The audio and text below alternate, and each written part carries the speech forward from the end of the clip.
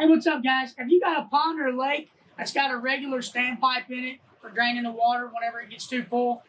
Are you interested in maybe raising the level of your water, but don't want it to run over all the time, or maybe you're already running over all the time at your overflow? Today, we're going to put a siphon on our pond. It's going to cost about 40 bucks, and we're going to show you how it goes on, how it works, what the results are, and if this is an option that you should be looking at instead of spending thousands of dollars on having a full siphon system put in or having someone come out and work on your pond for you. So stay tuned. Thanks. Hey, what's up, guys? You're probably wondering, why do I have on these waders? And, well, why do I have these markers in my pocket? Well, today we're going to try to build a pond siphon back on my dad's pond. I call it a lake, but it's really a pond, maybe an acre, 2 acres. Anyway, some time ago, we decided to try to raise the level of the pond. And what we did was we had a regular old standpipe, which is a pipe that runs through the levee. And we just tied some PVC to that to raise the level of the pond up. And that worked great, except now, whenever it rains a lot, the water runs around the end of the pond over the levee, and it's starting to kind of cut things out down there. So to keep that from getting worse, what we've decided to do is to try to build a siphon that will self-prime, self-start itself whenever the water level gets up high enough. And then once it pulls the water down low enough, it'll shut the water off. And then the lake will sit there and be holding more water, but hopefully not be running around. So we're going to try to draw you a picture of what we've got right now with our current standpipe, and then what we're going to try to add to that. So we'll be right back. All right, guys, so currently what we got, this is going to be a top view looking down from the sky at our pond. We've got a levee here that kind of runs off like this, and our water's all back here on this side. So right now what we've got is a standpipe, which a lot of old ponds have that were put in conventionally, and the standpipe goes down and through the pond levee, and the water exits right here once it gets up to the top of the standpipe. So the trouble we have right now is that the standpipe won't pull enough water out, and whenever the water gets full, it starts trying to run over right here and go out, and it's basically trying to cut this area of things out. So I'm going to switch over and show you a side view of what this looks like, and then try to give you an idea of how we're gonna do from there. So, all right, guys. So I had to redo this. Here's gonna be a side view of what we've got. Here's our pond face, top of our levee, going down, and currently what we've got is we've got a standpipe that comes out here about the level of the bottom of the pond. And this is what it was originally. This is where the water level used to be at before we started raising it. So to raise the pond level, what we did was we took a rubber boot and just tied on here, put a 45 6-inch pipe. This is all 6-inch pipe. We put a 45 here, and then we came up with the 45, off the 45 with a piece of 6-inch pipe to raise the water level up to here. Now, like I said, the problem was we don't have enough capacity to hold all the rainwater, and this ain't pulling the water out fast enough. So what we've done, what we're going to do now, is 2 90s, and we're going to basically have one of them right here and one of them right here. And what that's going to do, I think, is whenever the water level gets up to, say, here, water's going to just come in here and go over and run out like it was normally. It's just going to be a slow pond drain like the standpipe was. But whenever the water level gets up to the top of the pipe or over the top of the pipe, it will fill all this with water. At that point, everything will be full of water, and the force of this pipe full of water pulling down on the siphon effect is then going to be sucking water from right here like mad, I'm hoping. So we're gonna go get this done, and I'll let you guys know. On a side note, after the siphon gets started here, it's going to pull water until the water level gets down below here and it breaks the siphon. So it's actually going to pull water down about 6 inches below where we want the pond to stay, but in a heavy rain event, that's going to be fine. It'll catch back up with the runoff that's coming in the pond. So I just want you to understand that the water level is going to pull down until it gets back to here after the siphon has been created. So we're going to go do this, and I'll get back with you and let you know how it's going to work.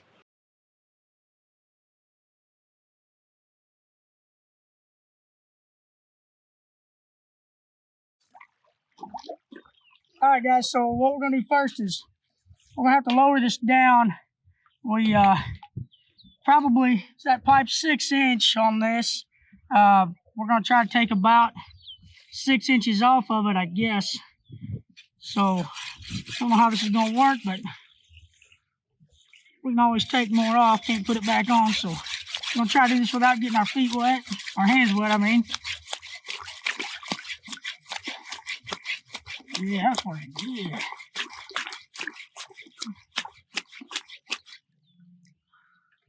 But that ain't working so good.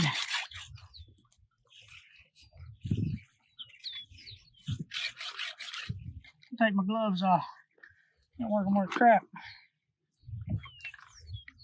Ooh, that's cold.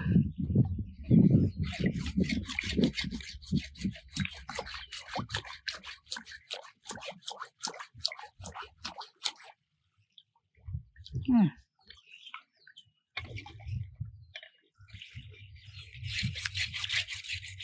gonna have to go get a different saw. This thing sucks. Alright guys, so we got a different saw here. Good old crosscut. American made saw. I think it'll probably work a lot better. Let's see how we're gonna go here.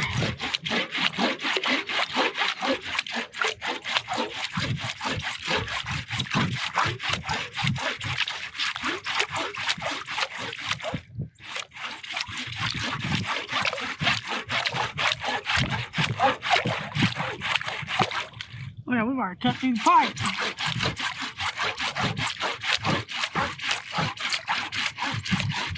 Working our way around here.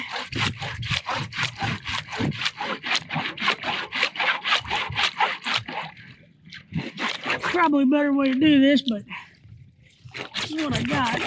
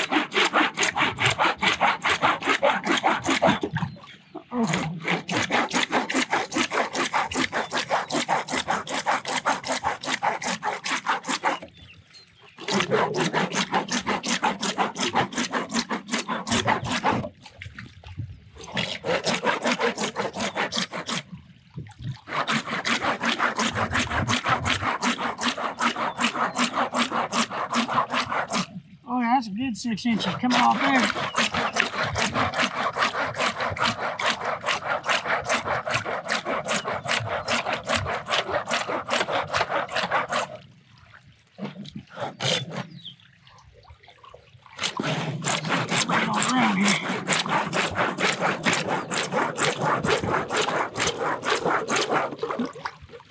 Saw change is the best idea I've had all day. So we switch it out here and keep getting our hands wet.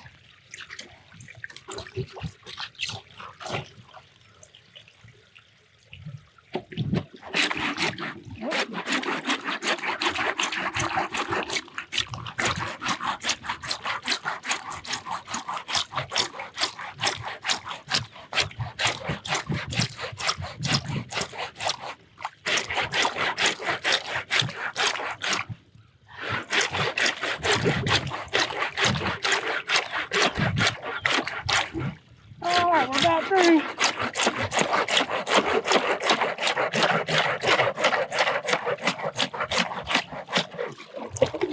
All right, there we go.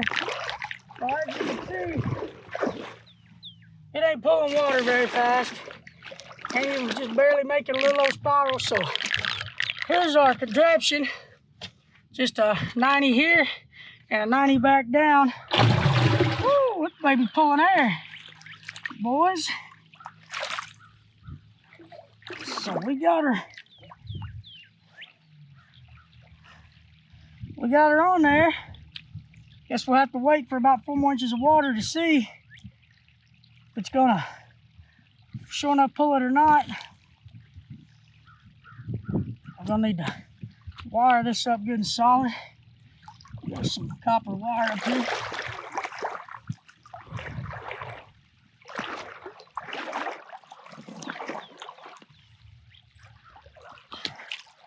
Pretty excited to see how this is gonna work. Let's see.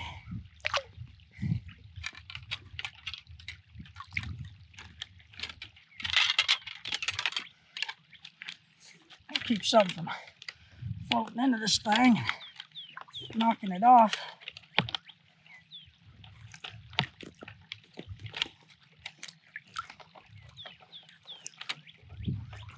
Alright, there's that.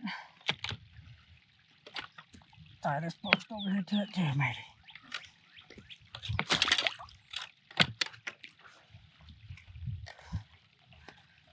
Get a little more support.